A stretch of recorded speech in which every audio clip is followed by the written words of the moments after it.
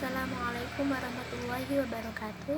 Perkenalkan, di sini saya Ana Khairunisa, prodi Pendidikan Agama Islam. Di sini saya akan menjelaskan tentang sistem pendidikan yang ada di negara Irak, yang mana di sini saya untuk memenuhi tugas mata kuliah perbandingan pendidikan yang diampu oleh Bapak Fikri Farihin, MPDI. Oke, di sini saya akan menjelaskan terlebih dahulu tentang sejarah yang ada di negara Irak. Pada masa Bani Abbasiyah adalah masa keemasan Islam atau sering disebut dengan istilah The Golden Age. Pada masa itu, umat Islam telah mencapai puncak kemuliaan baik dalam bidang ekonomi maupun peradaban dan kekuasaan. Nah, selain itu, pada masa itu juga telah berkembang berbagai cabang ilmu pengetahuan, ditambah lagi dengan banyaknya penerjemahan buku-buku dari bahasa asing ke bahasa Arab. Nah, peristiwa ini kemudian yang melahirkan cendikiawan atau ilmuwan-ilmuwan besar yang menghasilkan berbagai inovasi baru di berbagai disiplin ilmu pengetahuan. Untuk pemerintahan Bani Abbasiyah waktu itu berkuasa selama 5 abad, yaitu dari tahun 750 sampai 1258 Masehi. Nah, pada awalnya pusat pemerintahan di kota Kufah, kemudian pindah ke Hira, lalu ke Abar, dan akhirnya ke Baghdad. Nah, Baghdad itu merupakan ibu kota pemerintah Bani Abbasiyah yang paling strategis. Sebenarnya zaman keemasan Bani Abbasiyah ini telah dimulai sejak pemerintahan pengganti khalifah, yaitu Abu Ja'far al-Mansur, yaitu pada masa Khalifah al-Mahdi, dan mencapai puncaknya di masa pemerintahan Khalifah Harun al-Rasyid. Nah, di masa-masa itu para khalifah mengembangkan berbagai jenis kesenian, terutama kesusastraan yang pada khususnya. Kalau pada umumnya itu kebudayaan. Nah, dengan berkembang luasnya lembaga-lembaga seperti pendidikan Islam, madrasah-madrasah, dan universitas-universitas yang merupakan pusat-pusat pengembangan ilmu pengetahuan dan kebudayaan Islam. Nah, tumbuh dan berkembangnya ilmu pengetahuan dan kebudayaan Islam yang sangat cepat merupakan ciri pendidikan Islam pada masa ini. Nah, untuk yang selanjutnya yaitu sistem pendidikan yang ada di negara Irak. Nah, sistem perjenjangan pendidikan di Irak itu tersusun dalam 3 tingkat, yaitu 6 tahun tingkat sekolah dasar serta 5 tahun sekolah menengah yang terbagi atas 2 bagian, yakni 3 tahun pertama untuk sekolah menengah dan 2 tahunnya untuk sekolah menengah lanjutan. Jadi sekolah di sana sekolah dasar itu 6 tahun serta sekolah menengah itu 5 tahun, yang diantaranya sekolah menengah 3 tahun dan sekolah menengah lanjutan itu 2 tahun. Nah, untuk kurikulum pada sekolah lanjutan pertama meliputi pelajaran yaitu ada agama, bahasa Arab, bahasa Inggris, matematika, biologi, fisika, kimia, olahraga, dan menggambar. Nah, pada sekolah lanjutan tingkat kedua terdapat kursus khusus untuk siswa perempuan tentang pengasuhan anak. Nah, kemudian adapun program pelajaran untuk siswa laki-lakinya terbagi dalam 3 bagian, yaitu sains, niaga, dan sastra. Nah, pola perjenjangannya ada 6, 3, 2 tahun, sementara pendidikan tinggi ditempuh antara 4 sampai 6 tahun. Jadi sistem sekolah di Irak itu merupakan sistem anak tangga sederhana yang meliputi sekolah dari tingkat prasekolah sampai universitas. Pendidikan prasekolah itu berlangsung selama 2 tahun dengan pendaftaran sejak usia 4 tahun. Nah, jadi jenjang pendidikan ini mendapat sedikit perhatian dari pemerintah. Pada pertengahan tahun 1960-an hanya terdapat 15.000 murid yang terdaftar setiap tahunnya. Lalu Departemen Pendidikan menangani beberapa masalah, diantaranya yaitu yang pertama ada pendidikan dasar yang berlaku untuk semua anak usia sekolah. Yang kedua ada pendidikan untuk orang dewasa. Nah, pendidikan orang dewasa itu seperti pendidikan massal, pendidikan masyarakat, penyuluhan, dan lain sebagainya. Nah, yang ketiga ada pendidikan menengah dan kejujuran.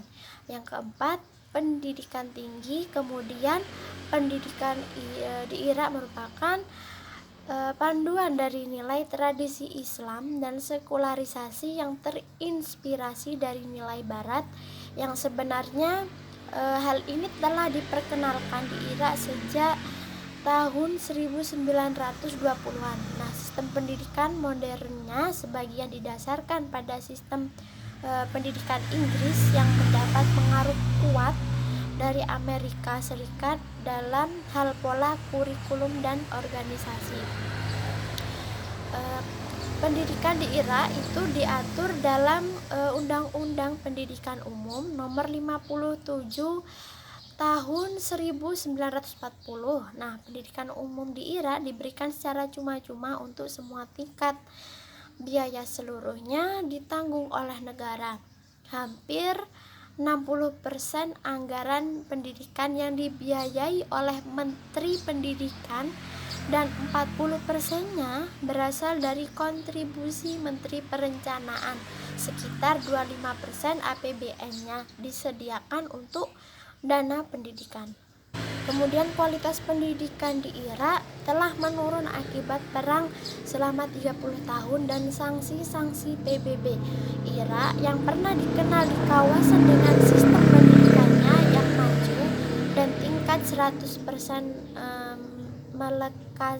melekaksara pada akhir 1970-an kini telah jauh tertinggal dari kebanyakan negara Timur Tengah. Setelah tahun 2003, sistem pendidikan di Irak semakin parah akibat instabilitas, ketidakamanan, dan benturan sektarian. Banyak profesor dibunuh ataupun meninggalkan Irak untuk melarikan diri.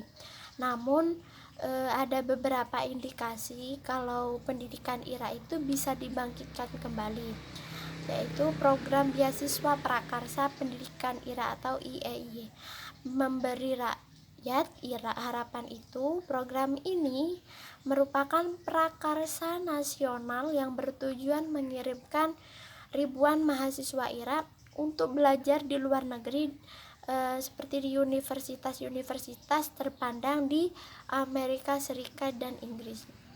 Nah, IEI yang dimulai pada 2010 sebagai suatu pilot proyek telah mengirimkan sekitar 500 mahasiswa Irak untuk belajar di luar negeri. Nah, tahun ini 1.000 mahasiswa sudah mendaftar diri di berbagai universitas AS dan Inggris. Mereka kemudian didorong untuk menekuni bidang-bidang yang berguna bagi Irak seperti teknik, pembangunan, ekonomi, pendidikan, hukum, dan perencanaan kota. Nah, para mahasiswa dari seantero Irak didorong untuk mendaftar program ini, dan pendaftar dari masing-masing provinsi diseleksi berdasarkan prestasi akademik mereka. Nah, program ini diharapkan bisa membekali mahasiswa dengan pengetahuan yang mereka perlukan untuk kembali ke negara Irak dan merevitalisasi sistem pendidikannya. Kemudian program ini akan juga memungkinkan para mahasiswa yang berkomitmen yang untuk nantinya kembali dan siap bekerja di Irak selepas studi mereka di luar negeri, bisa bekerja di lembaga-lembaga publik Irak, khususnya lembaga-lembaga penyedia layanan yang telah rusak akibat perang waktu itu. Nah, peluncuran prakarsa ini akan membuat akademisi Irak bisa menjalin kontak langsung dengan para akademisi di Barat, khususnya di Amerika Serikat dan Inggris. Nah, untuk membantu memperkuat kesaling mengertian budaya, Irak perlu berintegrasi kembali dengan dunia setelah terisolasi di bawah mantan Presiden Saddam Hussein selama 24 tahun. Ya, kami telah terisolasi sangat lama. Kami ingin tahu peluang-peluang di dunia luar, kata Ziad Al-Timimi, seorang mahasiswa yang akan menempuh studi doktoral di Amerika Serikat sebagai bagian dari program ini. Nah, jadi program ini itu disebut-sebut sebagai sebuah aksi tegas yang diprakarsai oleh Perdana Menteri Nouri al-Maliki dan menjadi indikasi bahwa Irak kini bergerak ke arah stabilitas. Nah, program ini juga mengisyaratkan bahwa pemerintah tengah fokus pada aspek-aspek penting pembangunan kembali di luar keamanan. Dr. Zuhair Humadi, Direktur Komite Tinggi Pembangunan Pendidikan yang menjadi biro di bawah Perdana Menteri dan yang mendanai IAI, meyakini bahwa pendidikan adalah kunci bagi pembangunan dan kemajuan setiap masyarakat. Selanjutnya yaitu sarana penunjang pendidikan dan ekstrakurikuler. Nah, untuk sarana penunjang pendidikan itu ada yang pertama perpustakaan, yang kedua laboratorium komputer dan laboratorium bahasa, dan yang ketiga beasiswa dan asrama. Nah, kemudian untuk ekstrakurikulernya, nah jadi jenis aktivitas ekstrakurikuler di sana itu yang umumnya dilakukan mahasiswa di negara Irak itu antara lain adalah kegiatan layanan pengabdian masyarakat, terus kegiatan di bidang seni dan budaya, kegiatan olahraga dan rekreasi, atau bekerja menjadi tenaga honorer sebagai advisor. Baik, kiranya itu yang bisa saya sampaikan. Kurang dan lebihnya mungkin ada perkataan yang kurang jelas ataupun ada perkataan yang salah, saya mohon maaf yang sebesar-besarnya. Saya akhiri. Assalamualaikum warahmatullahi wabarakatuh.